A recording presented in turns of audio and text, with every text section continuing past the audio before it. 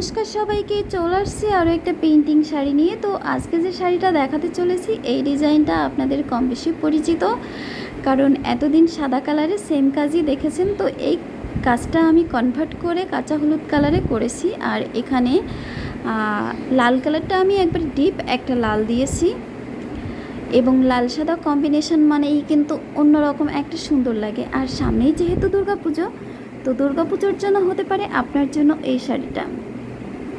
এবং সাইডে একটা পার করে দিয়েছি, এই পাড়টা আমি কালার দিয়েই করে দিয়েছি একটু নকশা করে। আমার কাজ যদি আপনাদের ভালো লেগে থাকে তাহলে অবশ্যই লাইক, কমেন্ট এবং শেয়ার করে দেওয়ার জন্য অনুরোধ রইল। এবং আমাদের প্রত্যেকটা কাজে কিন্তু একটু বেশি সময় নিয়ে নিখুঁত করে ফুটিয়ে তোলার চেষ্টা করি, তাই 100% নিখুঁতের নিশ্চয়তা থাকবে।